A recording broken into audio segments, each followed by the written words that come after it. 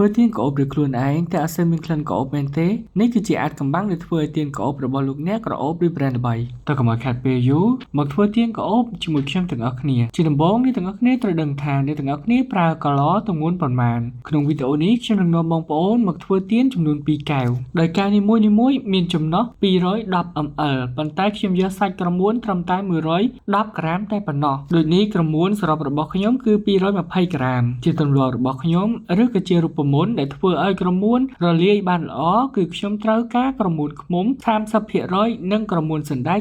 70% បន្ទាប់ពីការចាក់ក្រមួនឃ្មុំរួចមកខ្ញុំក៏បន្ថែមក្រមួនសណ្តែករហូតដល់គ្រប់220ក្រាមបន្ទាប់ពីខ្ញុំលាយក្រមួនគ្រប់ទៅតាមរូបមន្តរបស់ខ្ញុំក៏យកក្រមួននេះទៅដាក់រំលាយឆ្លៀតពេលដែលក្រមួនរបស់យើងកំពុងតែរំលាយយើងក៏គួរតែកុំទុកពេលឲ្យនៅទៅនេះកុំឲ្យវាខាតពេលយើងមក clean កែវរបស់យើងឲ្យបានស្អាតជាដំបូងទម្លាប់របស់ខ្ញុំគឺបាញ់ទឹកលាងសម្អាតនិងជូតទៅឲ្យកដាស់ជូតមាត់ដើម្បីឲ្យប្រកាសថាកែវរបស់យើងបានស្អាតនិងស្ងួតល្អដើម្បីត្រៀមដាក់ក្រមួនរបស់យើងដែលកំពុងតែរំលាយយើងត្រូវតែជូតបែបនេះរហូតដល់គ្រប់កែវរបស់យើងដែលយើងនឹងដាក់ក្រមួននៅបន្តិចទៀតនេះបន្ទាប់ពីការលាងកែវដែលបាញ់ទឹករួចមកយើងក៏ត្រូវប្រើម៉ាស៊ីនផ្លុំដើម្បីផ្លុំឲ្យយើងប្រកាសថាកែវរបស់យើងគឺស្ងួតល្អនិងគ្មានធូលីយើងត្រូវតែផ្លុំកែវមួយហើយមួយទៀតមួយហើយមួយទៀតរហូតដល់គ្រប់កែវដែលយើងត្រៀមនឹងដាក់ក្រមួនបន្តិចទៀតនេះត្រង់ចំណុចនេះផងដែរខ្ញុំចង់ចែករំលែកបទពិសោធន៍ប្រាជ័យរបស់ខ្ញុំទៅកាន់បងប្អូនជាមួយនឹងការរបូតបច្ឆេះអញ្ចឹងដូចនេះបងប្អូនត្រូវប្រកាសថាបច្ឆេះបងប្អូនគឺជាប់ល្អដើម្បីកុំឲ្យខាតកន្ល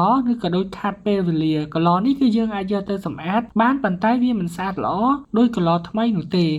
ភ្លេចខ្លួនទៀនរបស់ខ្ញុំបានចាក់ចូលកន្លចំនួន2រួចមកហើយបន្ទាប់ពីចាក់ទៀនចូលកន្លរួចមកខ្ញុំក៏ដាក់ឧបករណ៍ទប់បច្ឆេះដើម្បីឲ្យបច្ឆេះរបស់យើងនឹងល្អនៅចំកណ្ដាលនៅពេលដែលយើងដាក់បច្ឆេះចំកណ្ដាលល្អនៅពេលដែលយើងដុតប្រើប្រាស់ទៀននេះគឺទៀនរបស់យើងឆេះស្មើល្អបន្ទាប់ពីក្រមួនបានចូលទៅដល់នៅក្នុងកន្លគឺយើងរងចាំពី15ទៅ30នាទីដើម្បីឲ្យក្រមួនរឹងល្អ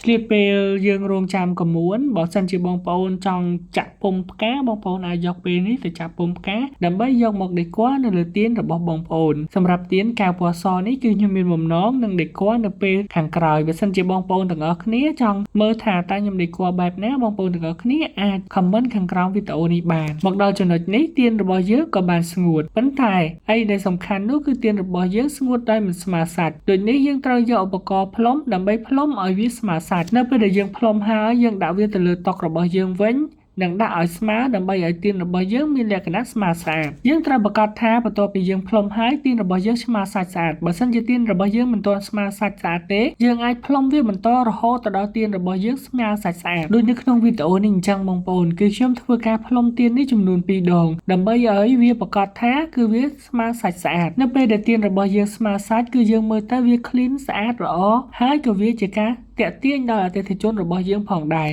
បន្ទាប់ពីយើងផ្លុំម្ដងនេះរួចហើយយើងនឹងទុកវារហូតដល់វាស្ងួតដើម្បីឲ្យយើងយកវាទៅធ្វើអ្វីបន្តទៀតឧទាហរណ៍សិនជាបងប្អូនចង់យកទៅដេគ័រឬក៏បងប្អូនរៀបចំដាក់ឲ្យភ្ញៀវសម្រាប់ទៀននេះគឺខ្ញុំដាក់តែប៉ុណ្្នេះទេដោយសារតែភ្ញៀវខ្ញុំគឺគាត់អត់ត្រូវការដេគ័រអីទេដូចនេះទៀនរបស់យើងក៏បានរៀបចំរួចរាល់ចាប់ផ្ដើមបិទគម្របនិងបិទតែមរបស់ទៀនរបស់យើងបាទអ្នកទាំងអស់គ្នាដើម្បីឲ្យទៀនរបស់យើងជាប់ក្លិនបានល្អទី1គឺក្លិនយើងត្រូវដាក់ប្រេងក្រអូបទៅក្នុងសាច់ក្រមួនរបស់យើងពី 10% ទៅ 15% នៃចំណុះទៀនឧទាហរណ៍ថាទៀនរបស់បងប្អូន100ក្រាមដូចនេះបងប្អូនអាចដាក់ប្រេងក្រអូបរបស់បងប្អូនពី10 ml ទៅ15 ml មួយទៀតដើម្បីឲ្យក្លិនទៀនរបស់លោកអ្នកក្រអូបបានយូរសូមបងប្អូននៅពេលដែលបងប្អូនធ្វើឲ្យភ្លាមបែបនេះបងប្អូនអាចយកទៅប្រើប្រាស់បានភ្លាមនោះទេបងប្អូនទុកយ៉ាងហោចណាស់បាន7ថ្ងៃមុននឹងបងប្អូនដាក់ប្រើប្រាស់ដូចនេះទើបក្លិនរបស់វាគឺជាប់បានយូរនិងក្លិនក្រអូបល្អបើសិនជាបងប្អូនគិតថាវីដេអូនេះមានតម្លៃសម្រាប់បងប្អូនកុំភ្លេចជួយ Subscribe Channel YouTube របស់ខ្ញុំមួយផងចង់បានអីថ្មីពីការធ្វើទៀនកុំភ្លេចចូល comment ខាងក្រោមវីដេអូនេះ